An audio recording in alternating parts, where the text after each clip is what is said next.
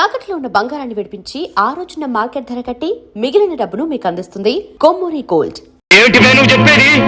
ఆ గోవిందయ్య గాడు ఈ మటన్ కత్తి మస్తాన మాటే కాదంటాడా? కాదన్న వాడి నోటితోనే అవుననిపించాలి. గోవిందయ్య, హోటల్ ఖాళీ చేస్తావా లేదా? ఈ మస్తాన్ దాదా ఈ సెంటర్ లో ఈ స్థలం మీద మోజుపడ్డట్టు ముందుగానే కబురు పెట్టాడు. ఇంకా ఖాళీ చేయలేదు. నా కుటుంబం బతుకుతున్నది ఈ హోటల్ మీద. పైసా పైసా కూడబెట్టి ఈ స్థలం కొన్నాను, ఈ హోటల్ కట్టుకున్నాను. ఇప్పుడు దీన్ని నీకు అప్పగించాలా? చస్త ఖాళీ చేయను. ఖాళీ చెయ్యకపోతే చేయిస్తాం బే. ఎలాగో తెలుసా? ఇలా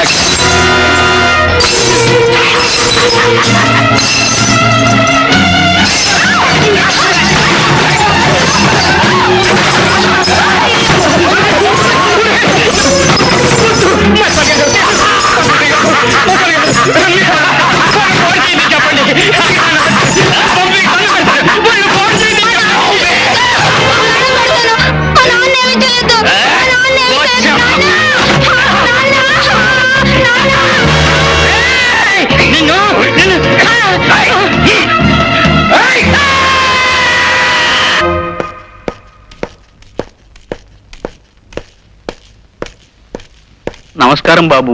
రంగయ్య, గోవిందయ్య ఎక్కడ? లోపల ఉన్నాడు బాబు. అయ్యగారు, పాపం ఈ గోవిందయ్య భార్య మొన్ననే లారీ ప్రమాదంలో చనిపోయింది. ఇప్పుడు ఆ పాపిష్టి వాళ్ల కారణంగా అతని కాలు పూర్తిగా దెబ్బతినేసింది. తల్లి లేని ఆ బిడ్డకి తండ్రి కూడా ఇప్పుడు కుంటివాడైపోతే ఇంకా దిక్కేమిటి బాబు? అమాయకుల మీద ఇలా అఘాయిత్యాలు చేసి ఆ రాక్షసుల పాపం ఎప్పుడు పండుతుంది బాబు?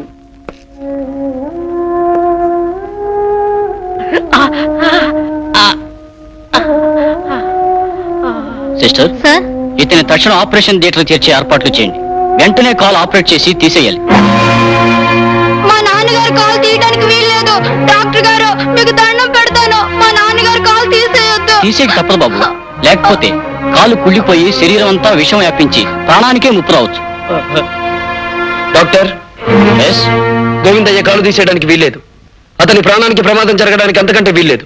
వెంటనే foreign return chief surgeon doctor ముఖర్జీకి కబురు చేయండి. వాట్? ఇండియాలో కల్లా పెద్ద సర్జన్ డాక్టర్ ముఖర్జీని ఈ కేసు కోసం పిలవమంటారా? ఆయన ఎందుకు వస్తారు సార్? వచ్చి తీరతాడు. పిలిచింది పరశురామని తెలిస్తే డాక్టర్ ముఖర్జీయే కాదు, దేవుడైనా దిగి వస్తాడు. Keshava, yes boss. గోవిందయ్య మీద ప్రతాపం చూపించిన మనుషులెవరు? మస్తాన్ ముఠా మనుషులు బాస్.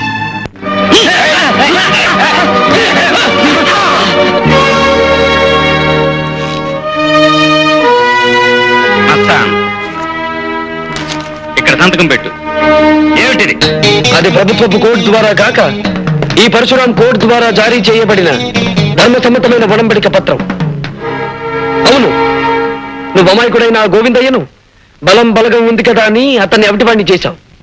అతనికి అండ ఆధారమైన ఈ హోటల్ని నాశనం చేశావు. అతనికి అన్యాయం చేశావు. అందుకు నిజంగానే నిన్ను ఈ లోకం నుంచి పంపినా తప్పులేదు.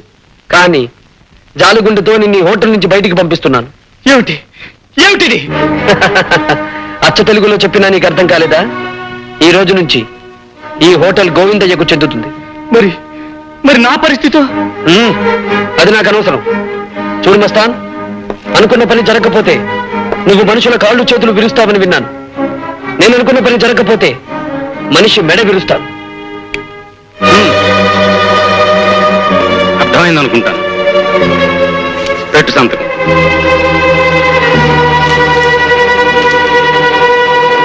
కేశవ, వెళ్ళి కారు సిద్ధం చెయ్యి. ఎక్కడికి వెళ్ళాలి బాస్? ఆ పంకజ్ ఇంటికేనా? తెలిసి కూడా ఎందుకు అడగడం కేశవ? మీకంటే వయసులో పెద్దవాడిని. కొన్నాళ్ళుగా మీతో ఒక్క మాట చెప్పాలనుకుంటున్నాను. తప్పుగా అనుకోరు కదా? చెప్పు కేశవ, చెప్పు. ఏం లేదు, డబ్బుతో కొనుక్కునే ఆడదాని పొందులో మగాడికి సుఖం దొరుకుతుందేమో గాని శాంతి దొరకదు.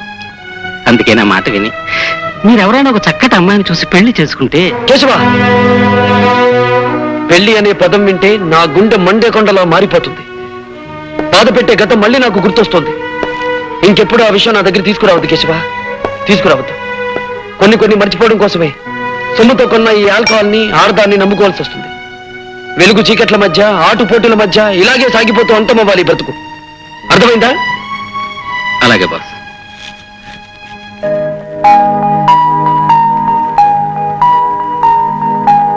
హలో రాజా. నమస్తే. జమీందార్ రఘుపతిరావు గారి కుమారుడు రాజా విదేశాల నుంచి తిరిగి వచ్చిన సందర్భంగా ఘనమైన స్వాగతం ఇవ్వడం జరిగింది. రాజా గౌరవార్థం రేపు సాయంత్రం బ్రహ్మాండమైన పార్టీ జరగబోతోంది. నీ కారణంగానే నా జీవితం ఇలా మలుపు తిరిగిందిరా. లేకపోతే నా రాధతో నా బ్రతుకు గతంలో లాగే తీయటి పాటలా సాగిపోతూ ఉండేది. రాము, నేను వెళ్తున్నాను. రాధ, ఇలా కలుసుకోవడం విడిపోవడం కాకుండా ఎప్పటికీ ఇలా కలిసి ఉండే కాలం ఎప్పుడొస్తుంది?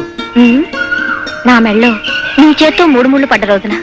నీ ఆశ తీర్చడమే నా ఆశయం. అన్నట్టు సాయంత్రం నా ఫ్రెండ్ మ్యారేజ్ రిసెప్షన్ కి నువ్వు వస్తున్నావు. నీ ఫ్రెండ్ మ్యారేజ్ రిసెప్షన్ నేనెందుకు రావాలి? నువ్వు నా కాబోయే ఇల్లాలివి కనుక. Congratulations. My best wishes on your marriage. Thank you. వస్తాను రా. వస్తాను. ఓకే.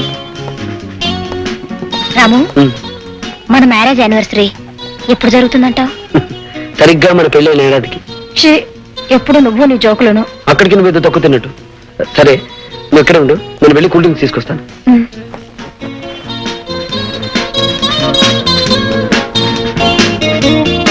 Hello beauty. ఎవరు నువ్వు? రాజా, ఒంటరిగా ఉన్నావుగా, జంట కలుద్దామని. ఛీ, వదిలు. ఈ రాజా పట్టుకున్న దేన్ని ఓ పట్టాన వదలడం. Shut up. Behave yourself. ఈ పొగర కారణం ఆ పరశురాముణ్ణి చూసుకునేగా. నే తలుచుకున్నానంటే ఆ రాముణ్ణి అడవులకు పంపించగలనే.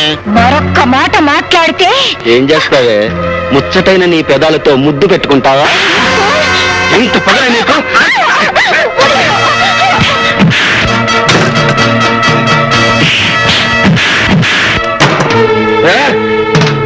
ఒంటరిగా ఉన్న ఆడదాని మీద చేయి చేసుకోవడం మగతనం కాదురా. నీకంతగా ధైర్యం ఉంటే నాతో చూసుకోరా.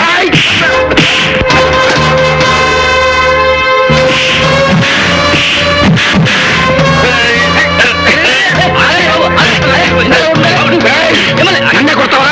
నేను ముచ్చట పడ్డ రాదా నీకెలా దక్కుందో నేను చూస్తాను రా.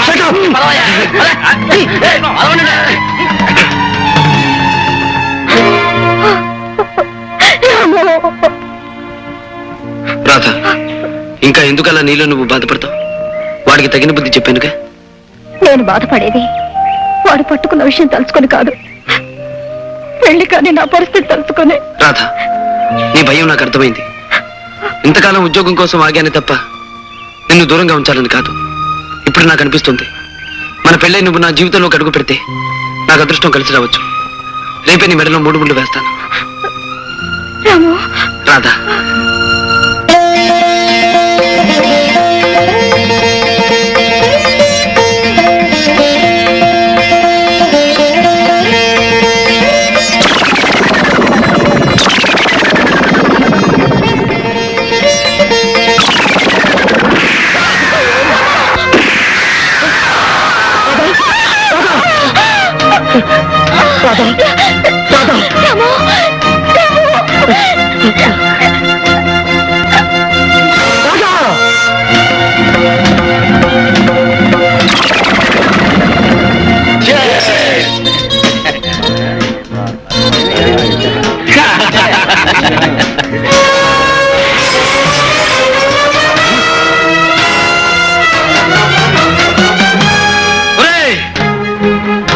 మనిషిలాగా మగాడిలాగా ధైర్యంగా ముందుకొచ్చి దెబ్బతీయలేక చాటు నుంచి తుపాకీతో కాల్చి నా ప్రాణానికి ప్రాణమైన రాజ ప్రాణం తీసిన నిన్ను నేను వదలరా.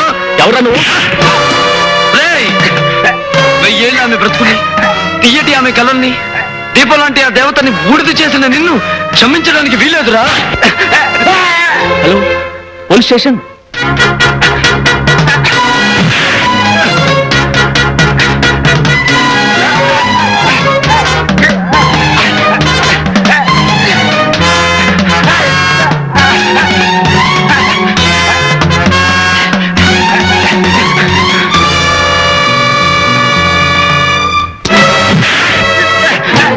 ప్రళయం లాంటి ఈ పరశురాముడి చేతుల్లో నుంచి నువ్వు తప్పించుకోలేవు. నీ ఎంత చూస్తాను.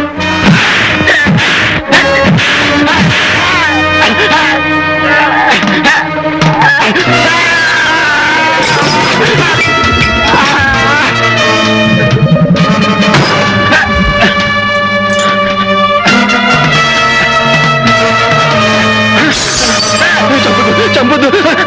మిస్టర్, పట్టపగలు పెద్ద మనిషి ఇంట్లో ప్రవేశించి హత్య చేయాలనుకుంటున్నావా? ఎంతో ధైర్యం నీకు? ఇన్స్పెక్టర్, దోషిని నేను కాదు. పట్టపగలు పవిత్రమైన ఆలయం ముందు కొత్త పెళ్లి కూతురిని దయాదాక్షిణ్యం లేకుండా దారుణంగా హత్య చేసిన అంతకుడు వాడు. నేరస్తుడిని నేను కాదు ఇన్స్పెక్టర్, వాడు వాడు. షటప్! అవశ్యం. అర్థమైంది ఇన్స్పెక్టర్, అర్థమైంది. అన్యాయమైన పేదవాడి ఆర్తనాదాన్ని మీ చట్టం పట్టించుకోదు. దారుణంగా దెబ్బతిన్న దీనమైన పేదవాడికి అన్నిటికీ మీ కోర్టులు న్యాయం చెయ్యవు. కాకి బట్టలు, నల్ల కోట్లు, న్యాయస్థానాలు అన్ని డబ్బు కమ్ముడిపోతున్న ఈ లోకంలో సర్వనాశనమయ్యేది పేదవాడి. అలాంటి వాడి కోసం, వాడి కన్నీళ్లు తుడవడం కోసం, వాడి కష్టాల్ని పోగొట్టడం కోసం ఈ రాముడు పరశురాముడై ఓ కొత్త న్యాయస్థానాన్ని సృష్టిస్తాడు. అక్కడ నిజమైన దోషులందరినీ నిలబడతాడు.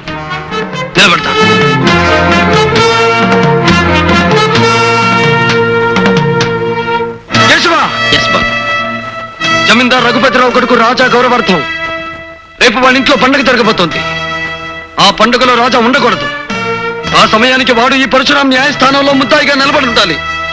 Understand? Yes boss. Babu Raja, నువ్వు ఫారిన్ నుండి వచ్చిన శుభ సందర్భంలో నిన్ను కలవాలని మన ఫ్రెండ్స్ అందరూ ఎదురు చూస్తున్నారు. నువ్వు త్వరగా రావాలి. మీరు పదండి డాడీ, నేను వెనకే వచ్చేస్తాను.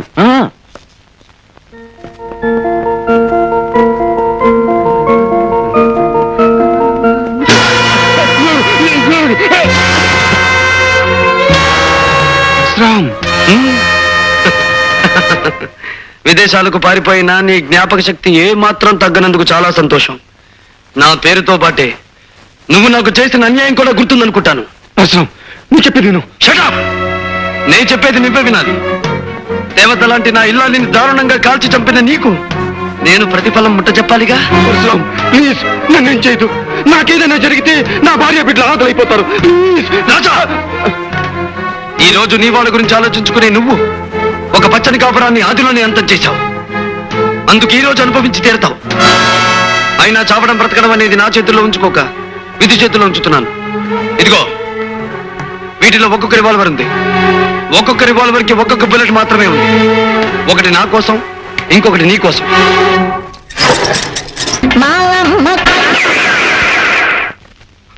వద్దు పరశురాం, నన్ను చంపొద్దు. నన్ను వదిలే పరశురాం. వదిలే పరశురాం. పరశురాం, నీ దండం పెట్ట పరశురాం. నన్ను వదిలే పరశురాం. ప్లీజ్ నన్ను చంపొద్దు. నన్ను వదిలే.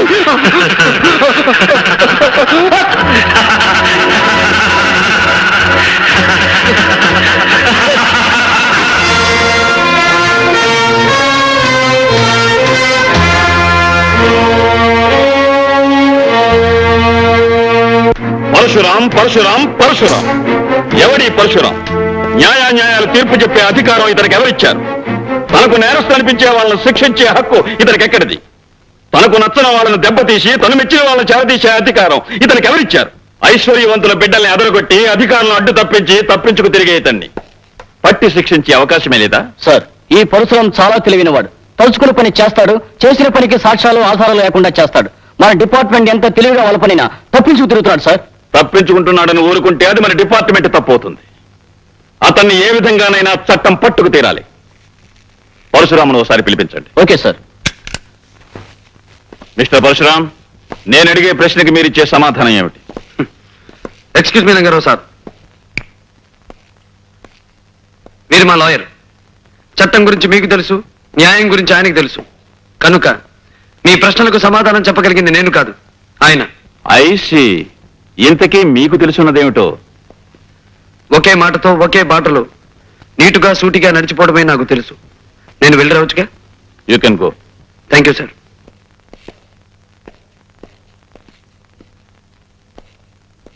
ఇన్స్పెక్టర్ శేఖర్ సార్, నువ్వన్నట్టు ఈ పరశురాం ఓ పట్టాన మనకి చెక్కే మనిషి కాడు. ఇతని కేసు హ్యాండిల్ చేయగలిగిన వాడు ఒక్కడే ఉన్నాడు. ఎవరు sir? Vizag police ASP mister Vijay.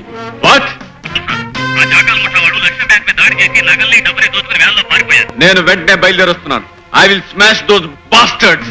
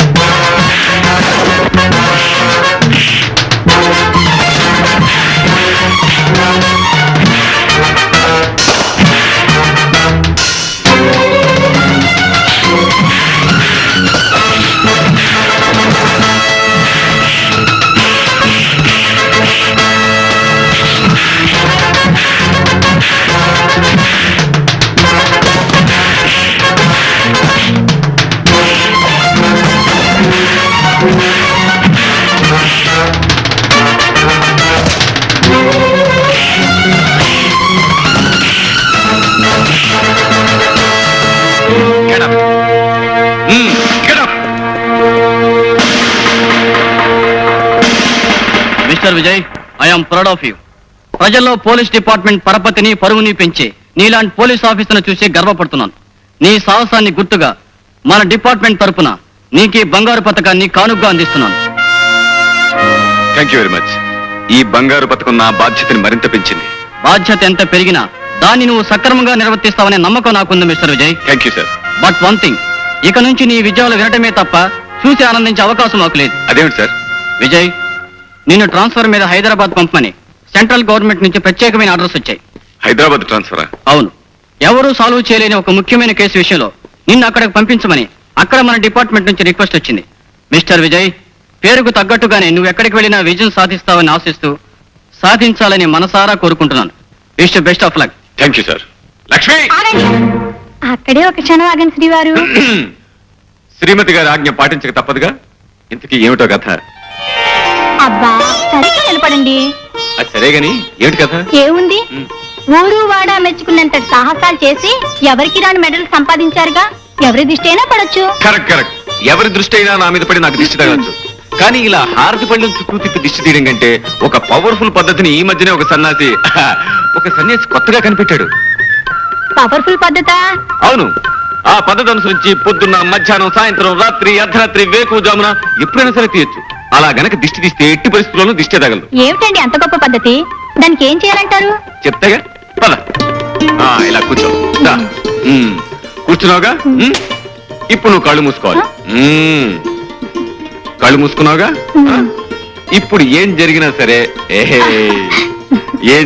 సరే కళ్ళు తెరవకూడదు. ఏమిటండి ఈ తలుపులు తెరిచా ఉన్నాయి, ఎవరు చూస్తే సంబరపడతారు. ఇంటికి వెళ్ళి రిహార్సల్ చేసుకుంటారు. వాళ్ళు వీళ్ళని బట్టి టేకులు కూడా చేసుకుంటారు. సరేగాని నేను వెళ్ళి బయట తలిపేసి వస్తాను. ఏమిటండి హడావుడి? నీకు అద్భుతమైన విషయం చెప్పాలని వచ్చాను. అసలు విషయం మర్చిపోయాను. మీకు ప్రమోషన్ మీద ట్రాన్స్ఫర్ అయింది. ఈ విషయం నేను చెప్పకుండా నీకెలా తెలిసిందబ్బా? గోల్డ్ మెడల్ బహుమతి పొందిన పోలీస్ ఆఫీసర్ పెళ్ళాన్ని ఆ మాత్రం పరిశోధన చేయలేనా? నా కోసం నువ్వు ఆఫీసుకు ఫోన్ చేసి ఉంటావు. అక్కడ ఏ ఇన్స్పెక్టర్ నీకు ఈ వార్త చెప్పుంటాడు. గొప్ప కనిపెట్టారండి. ముందు ఈ విషయం మీ చెల్లితో చెప్పండి.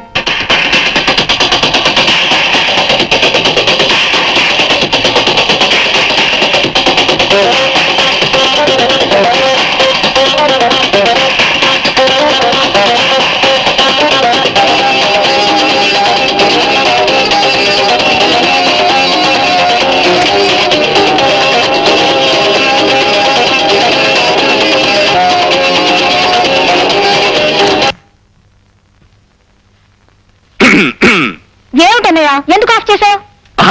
నాకు తెలియకూడతాను చెల్లెమ్మా. రాత్రి పగలు ఈ టేప్ రికార్డర్కి రెస్ట్ అనేది ఇవ్వకుండా మ్యూజిక్ పెట్టుకుంటావు కదా, నీకు విసిగనిపిస్తుంది? మ్యూజిక్ వింటవా? నేను కాలక్షేపానికి మ్యూజిక్ వింటూ కూర్చోలేదన్నయ్య. మరేం చేస్తున్నావమ్మా? ఎక్సర్సైజ్ చేస్తున్నాను. Exercise 1 2 3 go. ఫ్యాంటాస్టిక్. ఈ ఎక్సర్సైజ్ కంటే మంచి ఎక్సర్సైజ్ ఇంకోటి చెప్పనా? ఒళ్ళు వంచి ఇంట్లో సామానంతా ప్యాక్ చేయడం. సామాన్లన్నీ ప్యాక్ చేయడమా?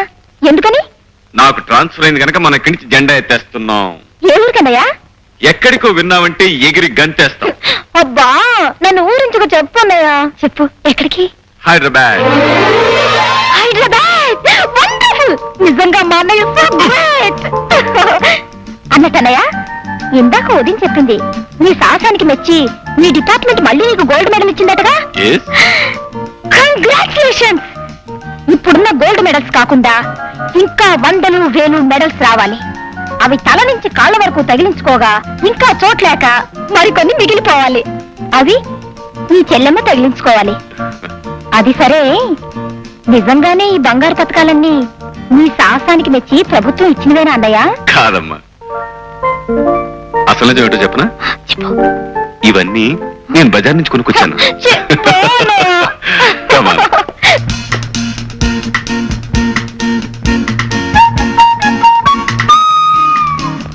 పంకజం, తీయటి నిద్రలో కనిపించే అందమైన స్వప్నం లాంటి అందగత్తె నాకు నచ్చింది. నా మనసు మెచ్చింది. పరశురాం బాబు, తమరికి మాయ ఉందో మంత్రం ఉందో తెలియదు గాని ఎవరు చెప్పకుండానే దాని పేరు స్వప్న అని చెప్పేశారు మీరు. కరిగిపోని ఈ స్వప్నాన్ని కలకాలం నా కళ్ళల్లో నిలుపుకోవాలనుకుంటున్నాను. అందుకు గాను 50,000 ఇస్తాను. ఏమంటావు? నేను 60,000 ఇస్తాను. పోని 70,000. 80,000, 80,000, 80,000. ₹1,00,000 ఇస్తారు. ₹1,00,000 గురు, ఓ సలహా. వాడి ఈ ఊరికే పెద్ద పేరు మూసిన గోండా. వాడితో పోటీ పడితే కోటింగ్ ఇచ్చేయగలడు. ఏం పంకజం, ₹1,00,000 బేరం కుదిరినట్టేగా? బాబు గారు, తమరు బేరం ఆడినా సరసం ఆడినా కాదని గుండె ఎవరుకుంది? మీరు సరే అంటే చాలు, సాయంత్రానికల్లా మా స్వప్నని మీ బంగ్లాకు పంపించేస్తాను. పంకజం, అందమైన కళ ఆనందమైన సమయంలో వస్తేనే అందం చందం. 4 రోజుల్లో రాబోయే నా పుట్టినరోజు నాటికి స్వప్న నా కానుకగా అందాలి. మ్మ్. ఉం?